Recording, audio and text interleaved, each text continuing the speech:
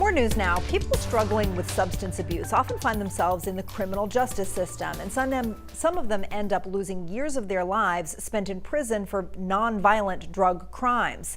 Now there is growing concern, including among some Maine lawmakers, that stiff sentences are making an already bad problem worse. News Center Maine's Chloe Thibault joins us live from the Cumberland County Courthouse with the details on some new bills that would change the way Maine deals with drug crimes. Hi, Chloe. Hi, Sharon. Good morning. Yeah, this is a movement getting local and national attention. Advocates for these bills in Maine say drug sentencing reform in our state is overdue, but it's a cultural shift that could take time. I'm looking at this bill as the ability to get together and come up with something usable that is not just arrest, felony, that's it. Representative Ann Perry of Calais is one of a handful of local lawmakers hoping to change how Maine handles drug crimes. She's sponsoring LD 967, an act to make possession of scheduled drugs for personal use a civil penalty. She says the main goal is to help people struggling with substance use disorder get their lives back. You've got somebody in recovery. They're really working. It's working good for them. They're feeling good about themselves. They've gone back to school. They've been educated.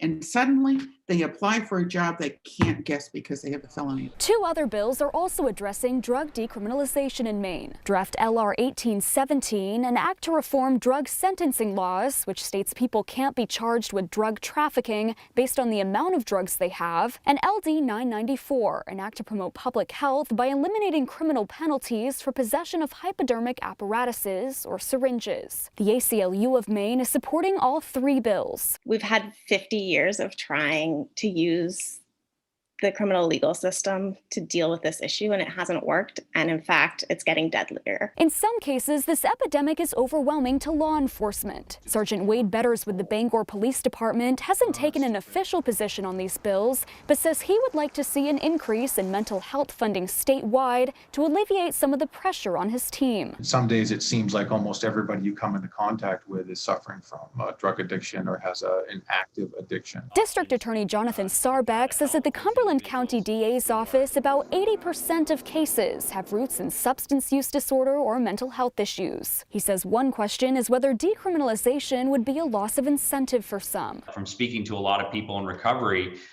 that involvement with courts or with law enforcement, that's what triggered them to get into recovery in the first place. Others, though, say that's not a sustainable solution, since people are often at risk of overdose after release from jail or prison. There can be a different way to doing this, and it doesn't have to be through saddling someone with a criminal record. A conversation that is gradually getting more attention. I honestly think this will save money.